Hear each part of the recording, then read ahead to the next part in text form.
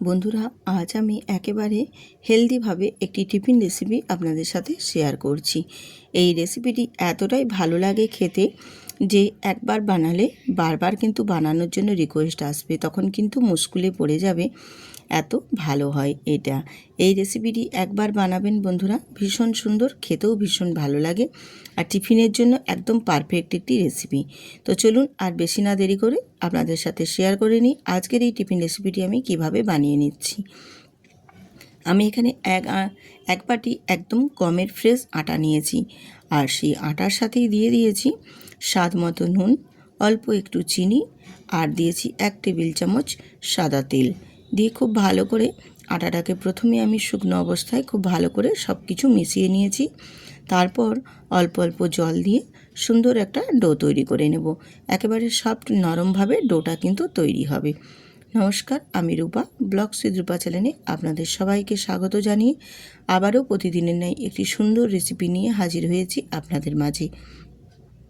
যদি ভালো লেগে থাকে অবশ্যই কিন্তু বন্ধুরা ভিডিওটিতে লাইক দিয়ে সুন্দর করে একটা কমেন্ট করে দেবেন, এবং নতুন নতুন বন্ধুরা চ্যানেলটি সাবস্ক্রাইব করে বেল আইকনটি প্রেস করে দেবেন। যদি এখনও না চ্যানেলটি সাবস্ক্রাইব করে থাকো তাহলে অবশ্যই খুবই তাড়াতাড়ির মধ্যে সাবস্ক্রাইব করে পুরো ভিডিওটা দেখে নিন। আমি ডোটা মাখিয়ে রেস্টে রেখে দিয়েছি কিছুক্ষণের জন্য। ওটা রেস্টে থাকতে থাকতে এপাশে আমি পুরটা রেডি করে নিচ্ছি। তো পুরটা কিভাবে কি দিয়ে বানিয়ে নিচ্ছি সেটা আপনাদের পুরো সম্পূর্ণ দেখুন, ভালো লাগবে। আমি এখানে একটা প্যান বসিয়ে দিয়েছি গ্যাসে, আর গ্যাসেতে দিয়ে দিলাম 1 টেবিল চামচ সাদা তেল, তার মধ্যে ফোড়নে দিয়ে দিলাম জিরে, দিয়ে একদম ঝিরিঝিরি করে আমি এখানে 2টো মিডিয়াম সাইজের আলু অফ ক্যামেরায় কেটে নিয়েছিলাম, সেই আলুটাই এখানে দিয়ে দিলাম। আর একদম আলুটা কিন্তু ঝিরিঝিরি করেই কাটতে হবে, তাহলে এই রেসিপির ক্ষেত্রে সুবিধে হবে।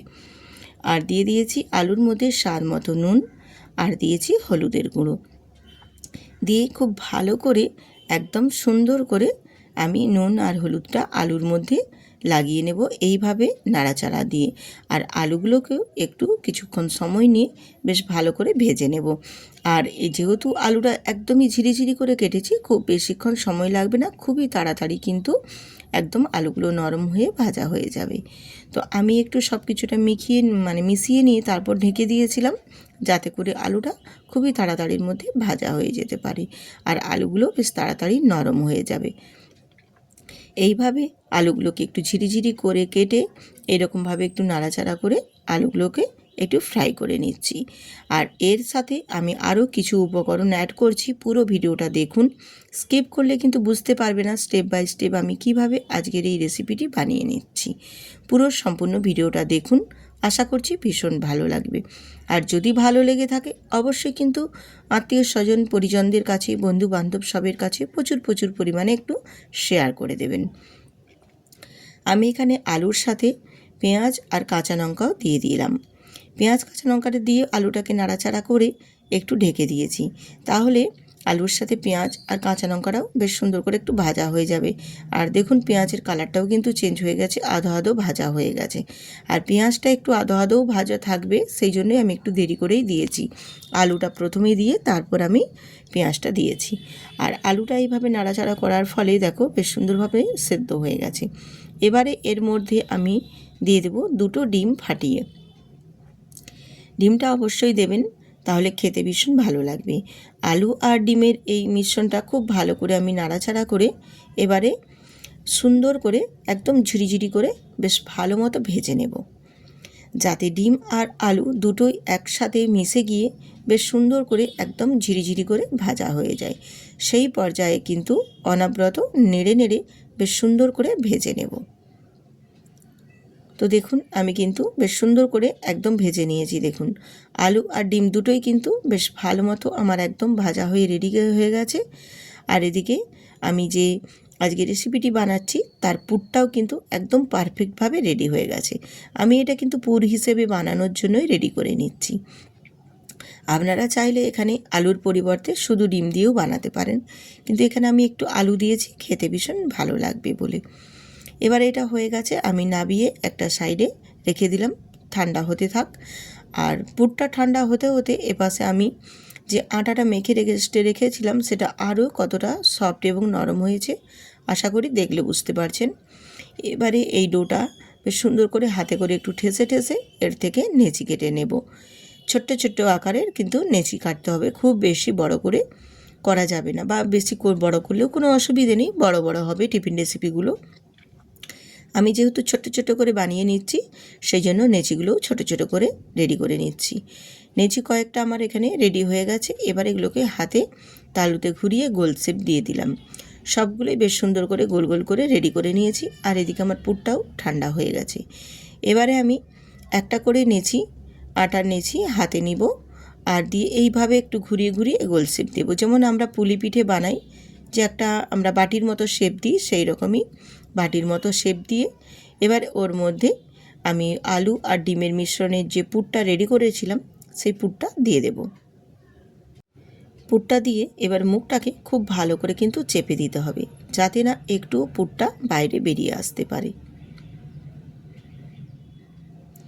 ঠিক এইভাবে পুরটা দিয়ে মুখটাকে চেপে সুন্দর করে একদম হাতের তালুতে গোল গোল করে ঘুরিয়ে একটু চেপে চেপে আমি গোল শেপ দিয়ে দেবো। এটা কিন্তু পুরটা দেওয়ার পর আর কিন্তু বেলে নেওয়া যাবে না বা বেলা যাবে না, তাহলে পুরটা বেরিয়ে যাবে। এই রকমভাবে হাতের তালুতেই গোল গোল করে ঘুরিয়ে সুন্দর করে গোল শেপ দিয়ে দিতে হবে, ঠিক লুচির মতো করে। আমি একটা তোমাদের বানিয়ে দেখিয়ে দিলাম যাতে আপনাদের সুবিধে হয় বোঝার, তার জন্য আবারও আরেকটা আমি বানিয়ে তোমাদের দেখিয়ে দিচ্ছি। দেখো, পুরটা দিয়ে এইভাবে মুখটাকে বন্ধ করে দিতে হবে, দিয়ে খুব ভালো করে মুখটাকে চেপে একদম সুন্দর করে ঠেসে ঠেসে আটাটাকে আবার একটু গোল শেপ দিয়ে হাতে তালুতে এইভাবে গোল গোল করে চেপে একদম লুচির মতো আকারে গোল শেপ দিয়ে দেব। এইরকমভাবে আমি প্রত্যেকটাই বানিয়ে রেডি করে নিয়ে তারপর ফিরে এসে আপনাদের দেখাচ্ছি। তো দেখুন, আমার কিন্তু সবগুলোই দেখো একদম পুর ভরে রেডি করে নিয়েছি। এবারে এইগুলোকে আমি ফ্রাই করে নেব। তো এগুলো ফ্রাই করে নেওয়ার জন্য চলুন গ্যাসেতে আবারও যাওয়া যাক। আর গ্যাসেতে চলে এসেছি। গ্যাসেতে এখানে এসে আমি একটা ফ্রাই প্যানে বসিয়ে আবারও দিয়ে দিলাম 2 টেবিল চামচ সাদা তেল। আর তেলটাকে খুব ভালো করে গরম করে নিয়ে আমি এক এক করে টিফিনগুলো দিয়ে দেব। এইভাবে যদি টিফিন রেসিপি বানিয়ে নেওয়া হয় তাহলে কিন্তু বাচ্চাদের টিফিন বক্স ফাঁকা হয়ে আসবে। এছাড়াও আমরা ব্রেকফাস্টের জন্যও বানিয়ে নিতে পারি, তাছাড়া অফিসে টিফিনের জন্যও বানিয়ে দিতে পারি। ভীষণই সুন্দর আর খুবই কম সময়ের মধ্যে কিন্তু হয়ে যাবে। হাতে যদি 10 মিনিট সময় থাকে খুব ভালো মতো একদম সুন্দর করে রেডি করে নিতে পারবেন এই সুন্দর টিফিন রেসিপিটি। আমি এগুলো গরম তেলের মধ্যে দিয়ে দেওয়ার পর এটাকে আমি কয়েক সেকেন্ড একটু সময় নিয়ে ভেজে নিয়েছিলাম। তারপর আস্তে আস্তে উল্টে দিচ্ছি।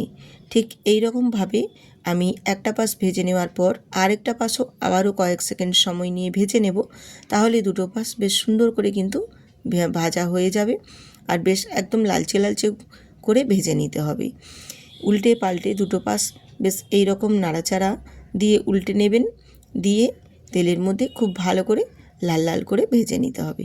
আমি ঠিক যেই পর্যায়ে লাল লাল করে ভেজেছি ঠিক এই রকমই লাল লাল করে ভেজে রেডি করে তারপর তুলে নিতে হবে। এইরকমভাবেই যদি ভেজে নেন তাহলে কিন্তু একদম সুন্দর করে ভাজা হবে। আর গ্যাসের ফ্লেমটা কিন্তু এই সময় একদম লো টু মিডিয়ামে রেখে তাহলে ভেজে নিতে হবে। তাহলে কি বলুন তো বন্ধুরা, বেশ ভেতর পর্যন্ত সুন্দর করে ভাজা হবে। এটা আটা দিয়ে যে বানানো হয়েছে কেউ বুঝতেই পারবে না। ভীষণ সুন্দর লাগে খেতে আর ভীষণই হেলদি একদম। বাকি যেগুলো আছে আমার সেগুলোও আমি সব ওই তেলের মধ্যেই ভেজে নেব। আর আমার এক্সট্রা কোনো তেল দেওয়ার প্রয়োজন পড়বে না বা প্রয়োজনও পড়েনি। এইভাবে বাকিগুলোও আমি একই রকম প্রসেসে ভেজে নিয়ে তারপর আপনাদের দেখিয়ে দিচ্ছি। সবগুলোই টিফিন রেসিপি আমার পুরো রেডি হয়ে গেছে। এবারে আপনাদের সাথে শেয়ার করে দেখিয়ে দিচ্ছি যে কতটা সুন্দরভাবে রেডি হয়েছে। দেখুন, এই রকম যদি টিফিন বাচ্চাদের টিফিন বক্সে থাকে তাহলেও কিন্তু টিফিন বক্স ফাঁকা হয়ে আসবে, বাচ্চারা ভীষণ পছন্দ করে খেতে পারবে। এছাড়াও আমরা এটা সকালে ব্রেকফাস্টেও বানাতে পারি বা অফিসে লাঞ্চ বক্সেও দিতে পারি। ভীষণ ভালো একটা টিফিন রেসিপি যেটা আমি আপনাদের সাথে শেয়ার করেছি। ভালো লাগলে অবশ্যই পাশে থাকবেন কিন্তু একটি সুন্দর কমেন্ট করে। আমি এটা একটা কেটে আপনাদের দেখিয়ে দিচ্ছি। দেখুন কতটা সুন্দরভাবে একদম ফুলে গিয়ে রেডি হয়েছে। দেখুন আর ভেতরেও কিন্তু আলু আর ডিমের পুরটাও পুরো সুন্দরভাবে একদম ছড়িয়ে গিয়েছে। দেখুন, দেখলেই আশা করি বুঝতে পারছেন যে আজকের এই টিফিন রেসিপিটি কতটি সুন্দর এবং কতটা সুন্দরভাবে রেডি হয়েছে। বন্ধুরা, এই টিফিন রেসিপিটি যদি আপনাদের খুবই ভালো লেগে থাকে অবশ্যই কিন্তু সাবস্ক্রাইব করে বেল আইকনটি প্রেস করে রাখবেন, তাহলে আমি নিত্য নতুন রেসিপি দেওয়া মাত্রই পৌঁছে যাবে আপনাদের কাছে। এই রকম নিত্য নতুন আরও সুন্দর সুন্দর রেসিপি পেতে আমার সঙ্গে থাকুন। আজ এইখানেই শেষ করলাম।